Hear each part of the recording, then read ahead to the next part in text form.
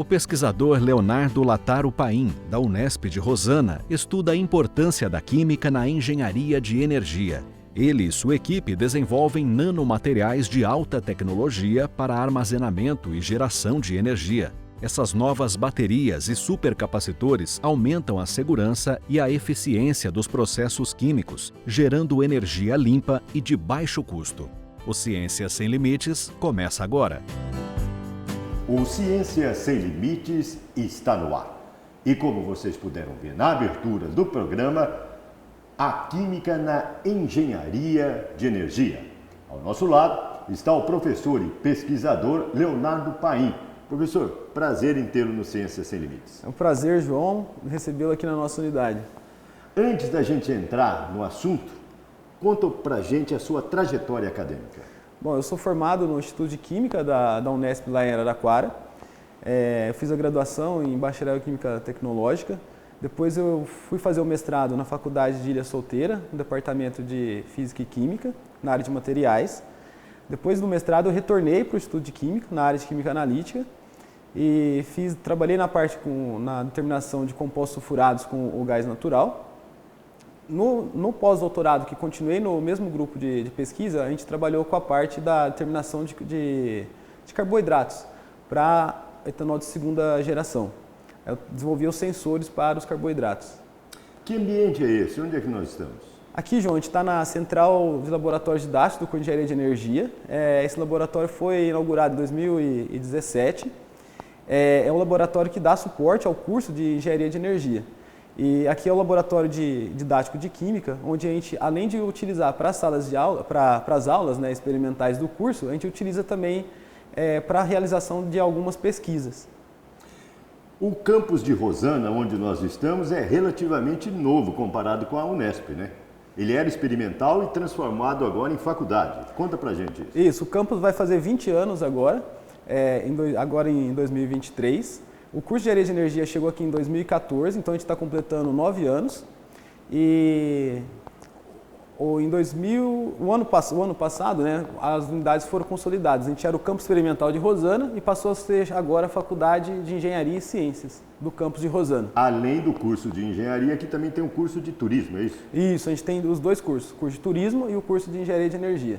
Atualmente você está como chefe de departamento? Sim, atualmente sou chefe de departamento do departamento de engenharia. Perfeito. Conta pra gente então como é que a química está ligada à engenharia de energia. Bom, vou começar pela engenharia de energia. A engenharia de energia é uma mescla de três engenharias, que é a engenharia química, a engenharia mecânica e a engenharia elétrica. Então, é uma fusão das três? Isso, é uma fusão das três. A gente veio para tampar esse buraco aí dos interstícios que a gente tem entre as três engenharias.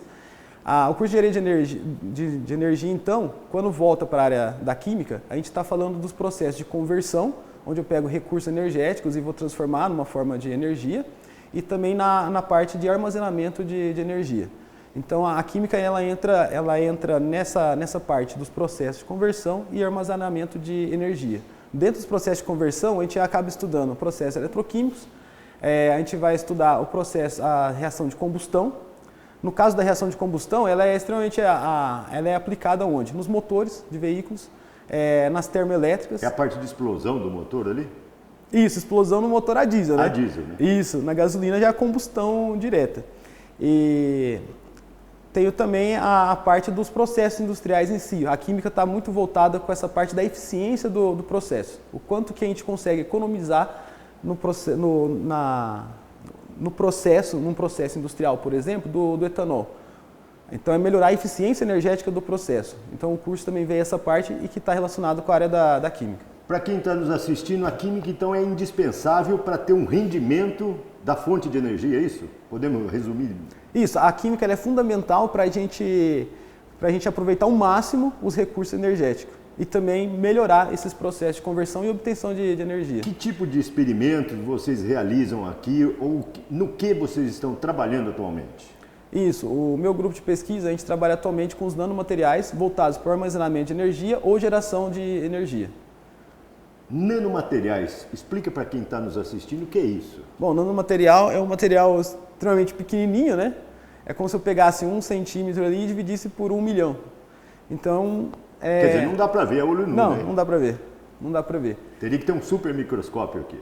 Sim, um microscópio aí, eletrônico no mínimo aí para conseguir observar o nanomaterial. E que tipo de pesquisa vocês fazem com nanomaterial? Ó, hoje a gente tem algumas linhas de pesquisa que nem na área de armazenamento. Então eu pego o nanomaterial, coloco em algum substrato, no caso da borracha. Eu pego o grafeno ou o nanotubo de carbono, a gente mistura na borracha e o objetivo é produzir supercapacitores à base de carbono, né, e flexíveis. Já tem algum resultado? Isso, a gente fez a primeira parte, que a gente faz o material, fazemos o processo de caracterização e fizemos os primeiros testes eletroquímicos, onde a gente faz o teste de carga e descarga para avaliar se o material tem a propriedade para trabalhar como supercapacitor ou outras aplicações. Bom, nós vamos explicar esse lance de supercapacitores que você falou, né? Do que se trata esses supercapacitores? É a capacidade de armazenar energia? Isso, eu vou explicar assim, ó. Eu tenho uma bateria que ela armazena energia química, né? De uma reação química ele armazena energia. O supercapacitor difere um pouco, porque ele consegue armazenar uma quantidade de energia maior, só que ele entrega mais rápido essa energia, de uma forma bem simples assim. Ela tem então um carregamento e um descarregamento muito mais rápido. É utilizado muito na parte dos veículos híbridos, por exemplo. Que ainda é muito caro, né? O veículo híbrido ou esse tipo de bateria ainda se torna muito oneroso, né, para o consumidor, né? Por que acontece isso? É porque a gente não tem ainda a tecnologia tão expandida quanto no caso, por exemplo, dos combustíveis fósseis. Então, aí que entra a importância, por exemplo, da química de materiais. Porque é com a química de materiais que a gente vai desenvolver novos materiais para a gente poder melhorar, então, esses processos de conversão ou armazenamento de energia. Para quem está nos vendo, o senhor vai explicar mais detalhado essa química dos materiais, mas nós estamos chegando ao final deste primeiro bloco. Nós vamos para um breve intervalo e voltamos na sequência, um instante só.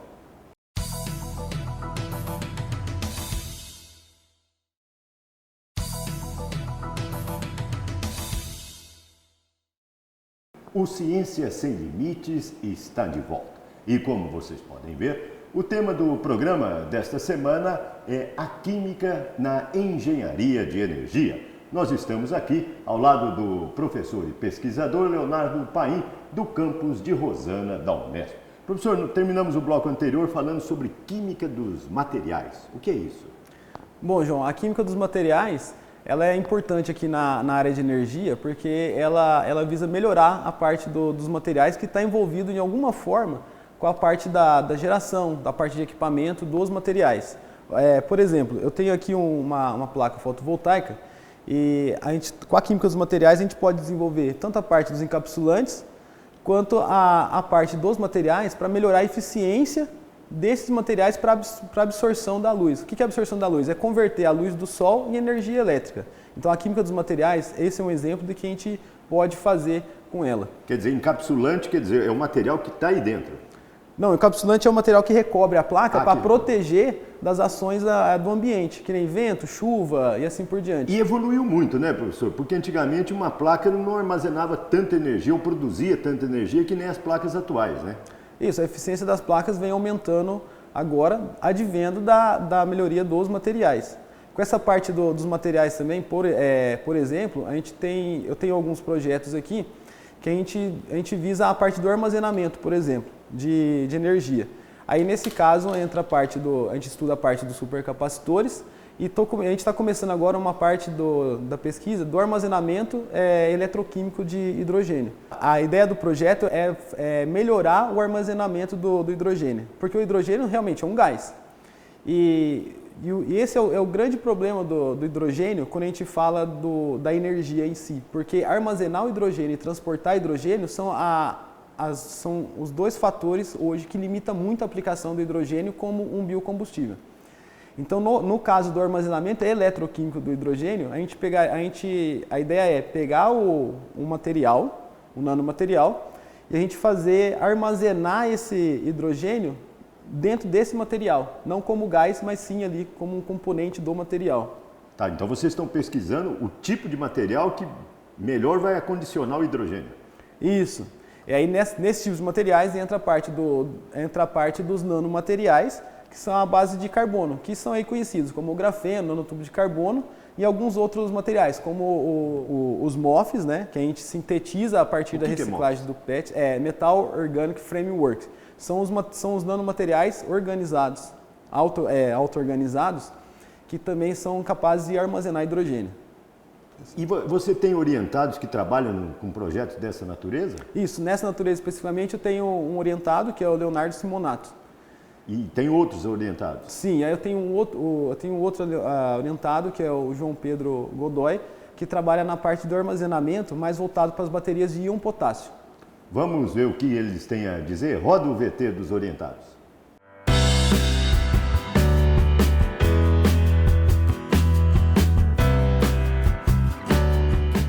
Atualmente eu estou trabalhando no desenvolvimento de nanomateriais para armazenamento eletroquímico de energia, mais especificamente de hidrogênio, né?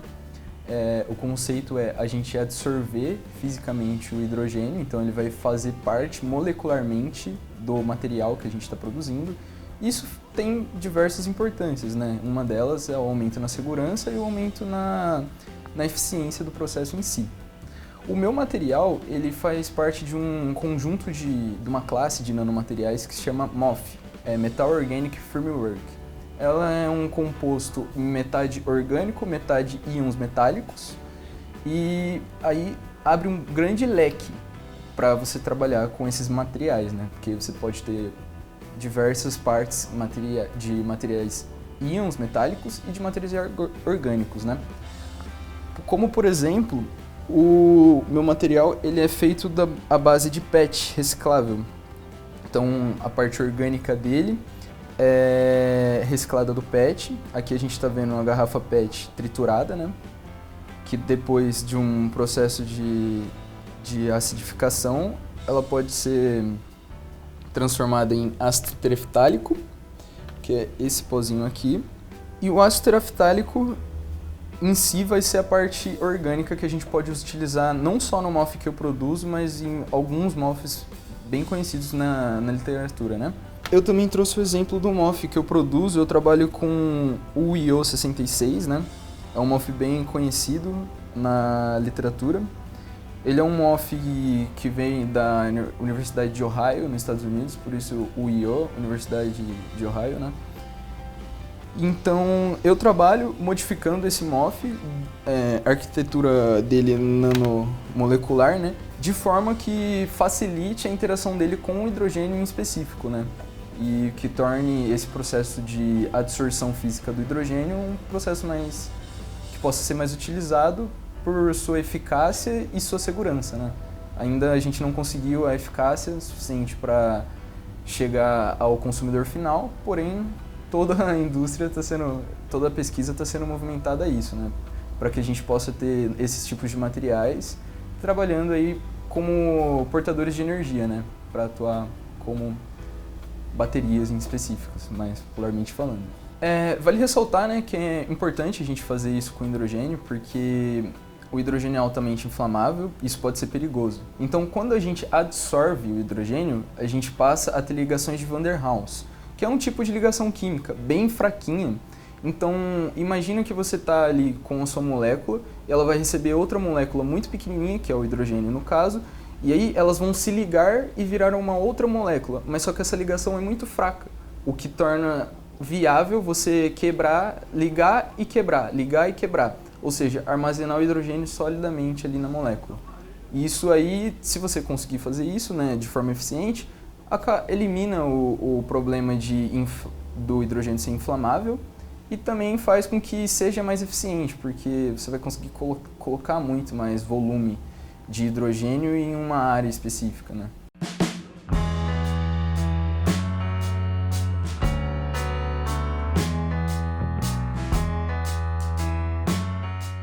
Então, dentro dos armazenamentos químicos que a gente tem, no caso da minha pesquisa é o armazenamento de energia elétrica. E aonde que a gente armazena a energia elétrica? A gente armazena a energia elétrica dentro de baterias. E o intuito do projeto nosso aqui é junto com o armazenamento de energia, tentar trazer um tom de energias renováveis.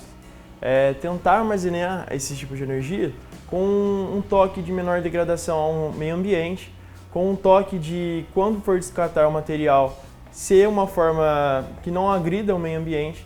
Então a gente tenta sempre trabalhar com esse tipo de material.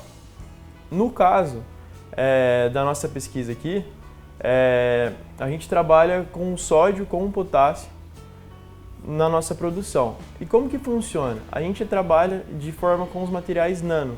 A gente pega nanocompósitos. No caso dos projetos que a gente tem aqui, que a gente fez durante esses 3 anos de pesquisa, a gente trabalha com o sódio e o potássio, e a gente trabalha também com um nanotubo de carbono.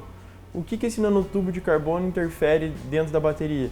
Ele, por ser um material nano, ele aumenta a camada, ou seja, o elétron de energia que a gente trabalha, ele consegue se inserir dentro do material com melhor infraestrutura. Ele consegue pegar mais material do que se a gente trabalhasse com um outro tipo de material em uma outra ganometria. Ou seja, quando a gente trabalha com material de nano, a gente consegue aumentar a área superficial e aí acaba aumentando para a gente, dependendo do material, a quantidade de elétrons que a gente consegue armazenar, e isso significa diretamente na quantidade de energia que a gente consegue armazenar dentro de uma bateria. E aí, dentro do projeto, aqui dentro do laboratório, a gente trabalha com esses materiais. No caso dos primeiros projetos, a gente montou cátodos à base de potássio e nanotubo e sódio e nanotubo. E aí a gente fez todos os testes de aperfeiçoamento, dando como resposta alguns superior às baterias encontradas lítio e chumbo que a gente encontra no mercado. E aí, dentro de todas essas pesquisas, a gente tem uma gama enorme de aplicações, tanto em baterias que a gente pode utilizar para carro, baterias para suportes acoplados a geradores de energia, por exemplo, eólico, tanto solar, e entre outras mais. A gente pode, por exemplo, colocar todo o material e transformar ele em baterias flexíveis. A gente pode ter essa utilidade em carros, em celulares, em todos os tipos de apetrecho. Ou seja, é um tipo de pesquisa que, além de ser inovadora, a gente tenta ao menos agredir ao meio ambiente, tanto com a mineração do material, o sódio, por exemplo, que é um dos materiais que a gente estuda. O sódio você encontra ele no mar. A gente tenta aperfeiçoar o que já é encontrado, por exemplo, as baterias de lítio. A gente tenta sempre aperfeiçoar o que já é vasto no mercado, mas com um toque sempre ambiental, um toque de energia renovável. A gente sempre pensa no futuro, nas questões de armazenamento de energia aqui no laboratório. Então, em referência ao que a gente tem na literatura, a gente já conseguiu obter resultados com a bateria de potássio equivalentes, alguns até superiores, dependendo do estado que a gente encontra, superiores às baterias de lítio, que é encontrado no seu celular, no seu telefone, seu tablet, seu computador.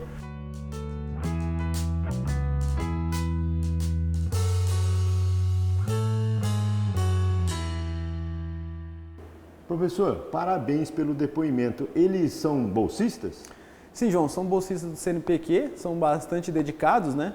E cada um aí já está no 2º ano já de bolsa, aplicando então os nanomateriais aí na área de energia. Perfeito. O engenheiro de energia, você disse que atua nas 3 engenharias, né? Ele, depois de formado, qual é o campo de atuação dele?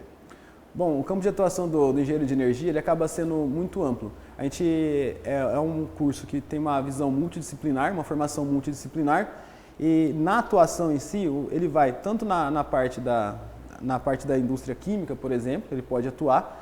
A maioria dos meus alunos hoje trabalham no mercado livre de energia, na parte de comercialização de energia. Eu tenho alunos hoje que estão atuando na parte de pesquisa e desenvolvimento de empresas da área de energia, como o desenvolvimento de painéis fotovoltaicos e assim por diante. E como tenho alunos também que trabalham na parte de processos de obtenção de biocombustíveis. Perfeito. Nós estamos chegando ao final de mais um bloco do Ciência Sem Limites. Nós vamos para um breve intervalo e voltamos na sequência. É um instante só.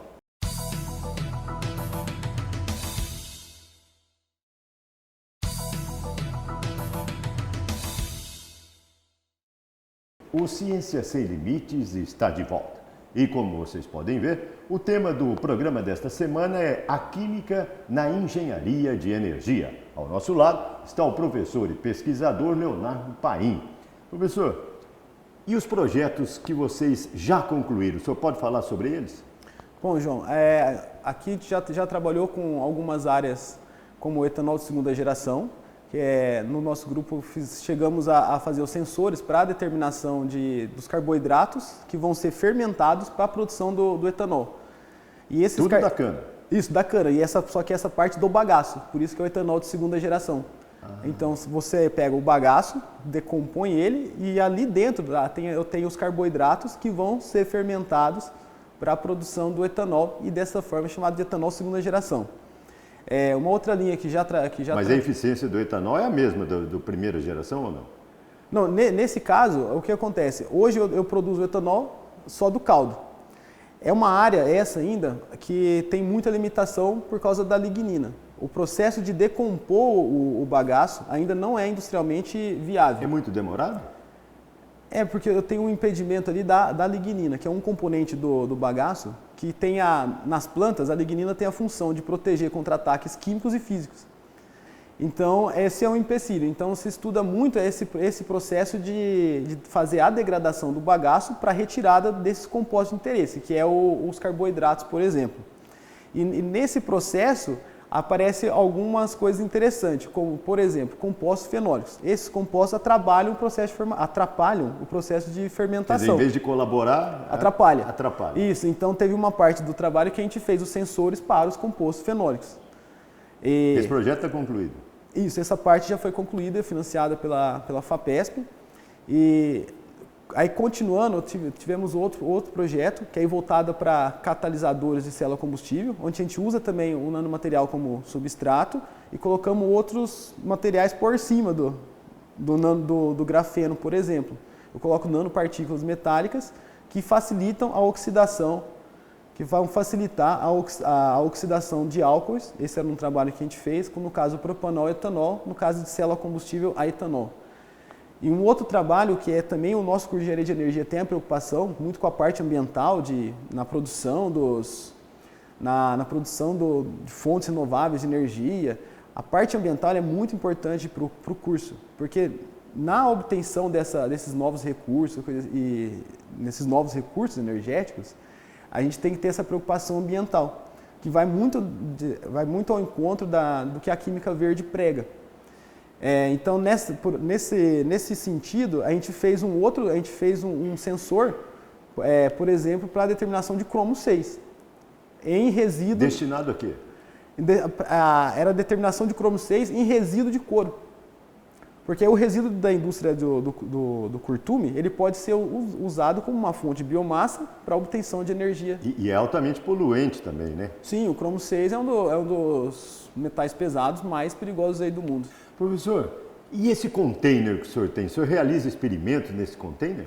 Sim, o nosso laboratório de pesquisa especificamente está dentro de um container. É esse que nós estamos vendo na imagem agora? Isso, esse é o container. É ali que são feitos todos os experimentos? Não, a parte do processo mais pesado a gente faz dentro da química, que tem as reações ou coisas parecidas, os processos mais pesados, a gente faz aqui no laboratório, aqui onde a gente está agora aqui, no laboratório de Química Geral da Central de Laboratórios do curso.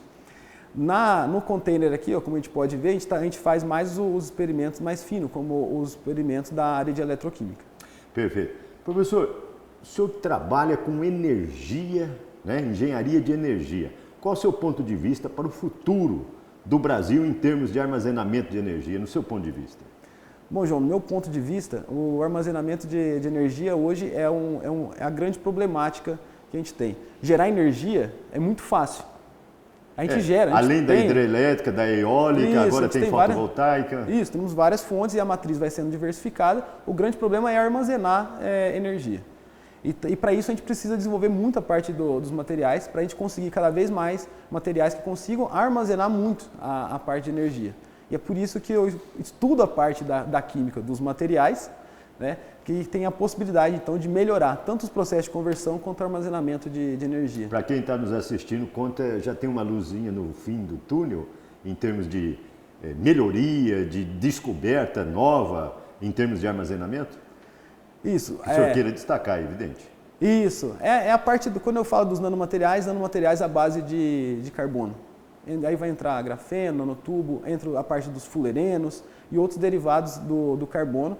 E esses, então, modificados com outros óxidos metálicos, as cerâmicas de alta energia e assim por diante. O senhor trabalha com outros grupos de pesquisa de outros campos da Unesp? Sim, a gente tem parceria, até porque a Unesp nos proporciona essa integração, né? E aqui no campus trabalho com a parte trabalho em parceria com o professor Renivaldo e outros professores do curso. E fora aqui da Unesp, como a gente tem os laboratórios multiusuários, assim, trabalho com outros grupos também. Conta para quem está nos assistindo, vai aparecer aí na tela, o senhor também é um youtuber, né? Como é que é esse canal no YouTube? Na verdade, eu comecei esse canal no YouTube, está meio parado, já falo que está meio parado, pretendo retomar agora. Eu comecei esse canal no YouTube porque na época da pandemia, eu cheguei a fazer um curso, e para ter o certificado do curso eu tinha que ter um canal lá no YouTube, chama Química Pro. Desse canal eu tive a ideia e pretendo levar para frente, que é expandir o conhecimento da química para os alunos do ensino médio, aquele que está prestando vestibular, assim por diante. Então eu faço resolução de exercício, publico uns shorts relacionados aí com a área da química. E a ideia é que eu consiga pegar esse projeto e faça a divulgação dos nossos trabalhos aqui de pesquisa e faça a divulgação do nosso curso. Desmistificar a química. Sim, a química, como eu brinco com meus alunos, é a matéria mais fácil do curso de Engenharia de Energia. Estamos chegando ao final do Ciências Sem Limites, o que eu não perguntei que o senhor gostaria de destacar? Eu acho que assim, para o futuro, eu acho que a geração de energia utilizando sistemas híbridos. Porque hoje a gente tem muita limitação do processo da geração a partir da eletrólise, por exemplo. Então, depende muito a visão, né? Então, a minha visão para o futuro é que assim, a gente precisa substituir os combustíveis fósseis. Só para quem está no combustível fóssil? Fóssil é petróleo. Petróleo. Gasolina, diesel, carvão mineral e assim por diante. Porque é finito, né? É finito e contribui para efeito estufa, é muito prejudicial para a saúde do ser humano. Né? Então, para o futuro, utilizar essas energias renováveis, como a solar e a eólica, na geração de hidrogênio, na geração de biometanol, eu acho que isso é o futuro. Parabéns pelas pesquisas, parabéns pelos orientados, parabéns por trabalhar no campus da Unesp aqui na cidade de Rosana, quase divisa com Mato Grosso do Sul e Paraná. João, eu agradeço a oportunidade de mostrar aqui, é um orgulho trabalhar aqui nesse campus aqui da Unesp de Rosana e fazer parte da história e da construção dessa unidade. Ponto final em mais um Ciência Sem Limites. Vocês puderam ver que o tema foi a química na engenharia de energia. Para você contactar o pesquisador, o e-mail dele está aparecendo aí na sua tela, leonardo.paim@unesp.br. O endereço do canal do professor no YouTube também está aí na sua tela. Ponto final, na próxima semana, uma nova pesquisa, um novo pesquisador. Nós esperamos por você.